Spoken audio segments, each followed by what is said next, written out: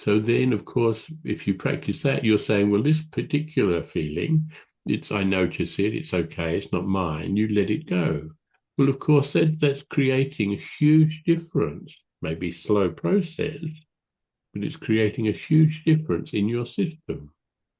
You're developing neural plasticity, you're developing the neurons' ability to dance around information instead of firing in the same old order that they've been familiar and accustomed to for years.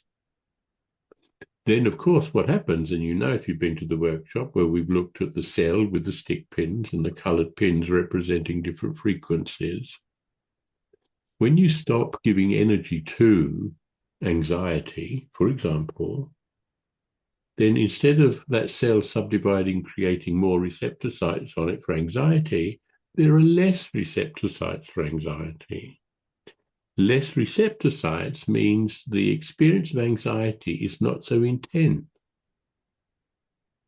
So it's easier, and it gets really easier with more practice, of course, to just notice anxiety before you get lost in anxiety.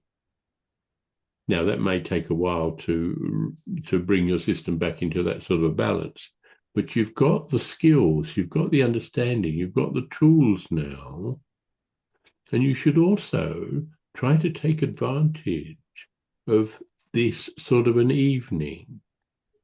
All that clearing I did before we actually started, that was the charge that some of you were carrying that my system was not comfortable with. Now, this is clearing. My system is not comfortable with some of the shit you've brought to the party.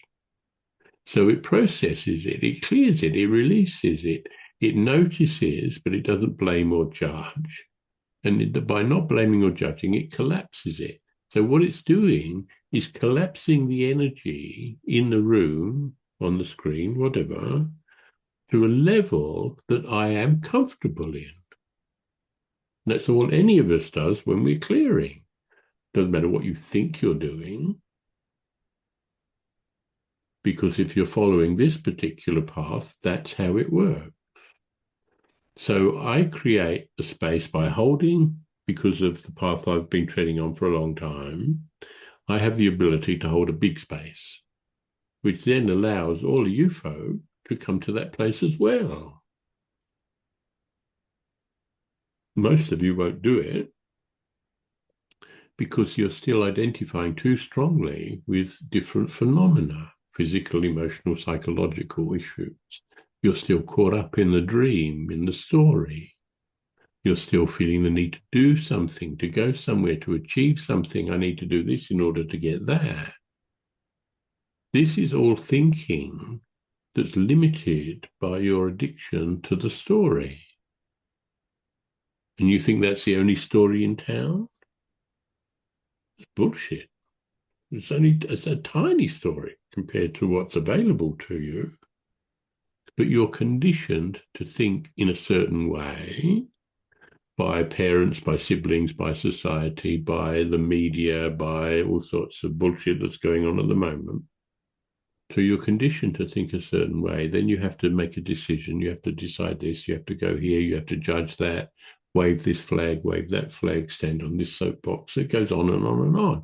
And you get lost in the minutiae of life on the planet. Instead of coming to your true understanding of who you are, rising above the chaos, and that's possibly what's required now, which is one of the reasons I'm bringing this up again, that it's really time to wake up. As I said before, I've way back, 50 years, maybe more, when I was convinced then that the best thing you could do with this life was to wake up.